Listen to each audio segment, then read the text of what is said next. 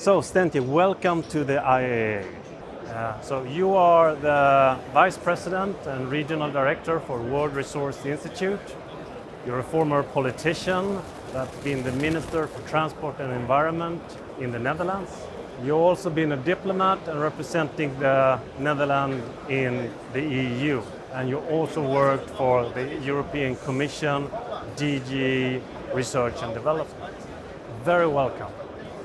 So we are at IAA, the world's biggest exhibition for commercial transport, at a point in time where we're really going through a radical transformation. We have to meet the growing demand of transport while also addressing climate change, congestion, and livable cities.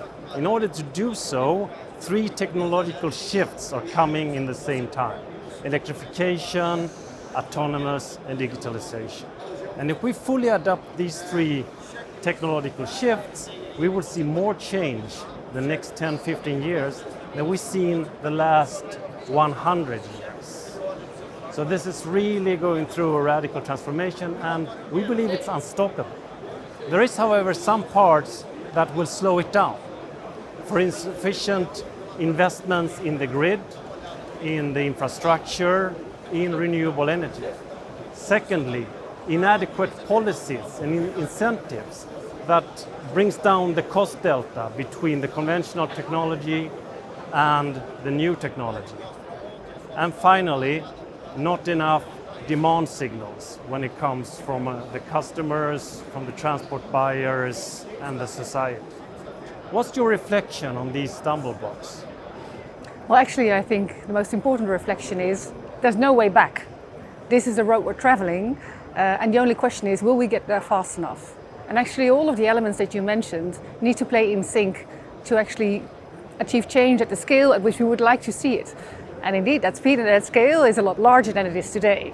But there are some good examples on how you can actually get things moving, to stay within the terminology, and that actually is if it all works in sync.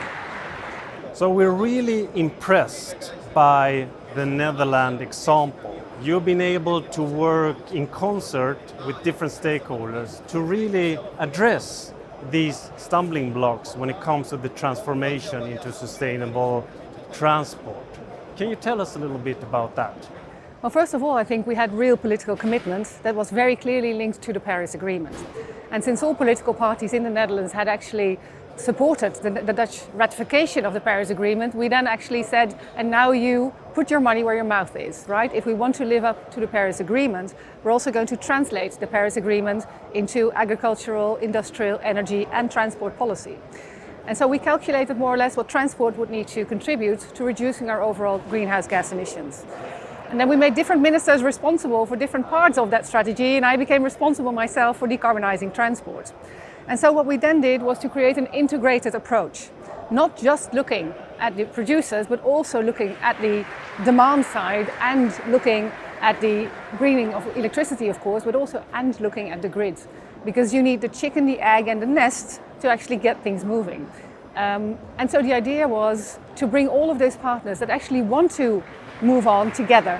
Because everybody I spoke to actually said, oh yes, I'll be happy. I mean, I see that this is the future, but I need this or this person to work with me. So we brought them all together. We gave them the sense of security that we were working on all of these issues in parallel, and that gave them enough confidence to say, okay, then I'll take my step too. And that actually enabled all of us to move forward. Do you think it's sufficient that you do it in some cities in the Netherlands, or do we need to expand that to all cities, maybe all over Europe, to really make it efficient? In the end, we need to do it all in the world, of course, but let's say how we started was, I always say, we started from the heart. We started from the heart of those cities where a lot of people are using a lot of public transport. That's actually how we started. Because it meant that the public sector was actually making the first investments, was taking on the first risks by creating networks of buses. Those buses cleaned up the air in our inner cities. 1 in 5 children in the Netherlands with asthma has asthma because of air pollution. And those trucks and those buses and those vans that drive around the cities all day actually contributed largely to that air pollution. So we say, let's start with the buses first. Once we had that, and in the meantime, of course, personal vehicle electrification was also slowly developing, then we had kind of the could say, political environment to move on with cities.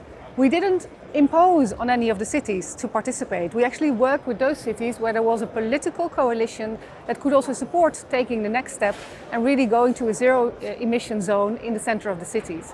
We let it up to the cities to define where the parameter of that zero emission zone was, so that they could also negotiate, of course, with their companies in their city on how wide are we going to take it. We dedicated special attention to finding a good arrangement for small and medium enterprises that are not always able every 5 years to change their fleet. And so we put one and one and one together to get five, you might say, right? So we made sure we worked with the local politicians. We made sure that we actively had a dialogue with the industry partners. We actually absolutely made sure that we had a dialogue also with the city and also with the electricity companies and the grid companies to ensure that also the network could be rolled out. So that is why cities are a good place to start, because you have a high density, it makes a big difference. And of course, you start from the heart, but in the end, you hope to roll it out through your entire city and in the end to the entire country. But start from the heart is a good start. Stientje, what has been the experience from the transport operators, from the fleet owners on the zero emission zones? Well, actually, we have seen from the fleet owners that once they started with it, and if they get the time, they're actually very happy to make that progress. And I think one of the bottlenecks for fleet owners sometimes is that they are uncertain whether the producers will produce enough of those vehicles in time. And so that's why I think this integrated approach is so important. Producers need to set up their production lines long in advance of an actual demand coming. So that is why this kind of a political long-term framework should give them the security that there will be demand, and it will give the cities, the fleet owners, the security that if they put this ambition down, that they will be able to deliver on it. So I would like now to change the topic a little bit, because we're here in the heart of Europe, but we always tend to have a Eurocentric perspective when we talk about sustainable transport. It's almost like we believe that we have all the solutions and then they will creep out to the margins of the world. Of course, that isn't the case. We have some advantages, like relatively well built out infrastructure, relatively good access to renewable energy. But what would you say would be the developing world's entry point into sustainable transport systems? Sustainable transport has lots of advantages, not just for Europe, but for the world as a whole. Climate change doesn't stop at borders, so also climate change that happens through developments of transport in the developing world would impact us, but also vice versa, our transport emissions also impact them. Of course, there always needs to be somebody who leads the pack, and it's fantastic if Europe, but also China, and I'll get to that in a minute, has been able to play this role in actually moving the technology forward, driving down costs to being that initial purchaser. But in the developing world, we see actually, you might even say, most of the potential. Because if you see the world population, it's growing mostly in Africa and Asia. And in general, the world population is moving to town. And the World Resources Institute, we work in China, in India, in Indonesia, in Africa, in Brazil, in Mexico, Colombia. We work all over the world. And we see the challenges that air pollution poses on those growing cities. We see the need for transport of a group of people that fortunately will have access to a bit more money. If they do, they will want to have transport. And so we are basically at a bifurcation in history. Are all of those people going to buy their individual car, which will mean a lot of congestion, even if it's EVs, or will all of those people start using mass public transport if we can provide it to them in a very comfortable way? Think about Japan, think about New York, think about Paris. Mass transportation is actually the way to get a lot of people moving in very densely populated areas. And so we are at a crossroads. Can we help developing nations to actually develop into this comfortable, clean public transport, or will we see lots of congestion and lots of potentially also air pollution as the old cars from Europe might then trickle down to those cities and countries around the world? So lots to be done, a lot of potential too, and of course the developing world has a lot of diversity in itself. China is something completely different from Africa, something completely different from Brazil or from Mexico. Specifically around e-mobility, what would you say is the developing world's response to e-mobility? Well, that we need to, as developed nations and as countries with a lot of industry, a lot of financial possibilities, we need to help the developing world to get on track also with e-mobility. And of course, like I said, the world is a very different place, right?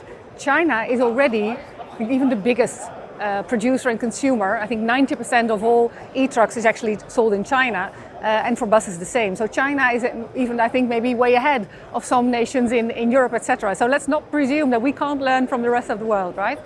I think in India too, you see that there is both a large greening of the electricity, but also a domestic supplier, domestic production, and that usually also helps. So India, it's also really taking off. On the other hand, if you see Brazil is producing a lot of biofuel, has no domestic producer of transport vehicles, and so in Brazil you see that it's lagging. So what we need to do is we need to help them in the sense that we need to help them develop the capacity to take the right decisions and not make the same mistakes as we did, right? Because of course everybody goes through a learning curve. Let's see if we can shorten the learning curve by supporting them in capacity building.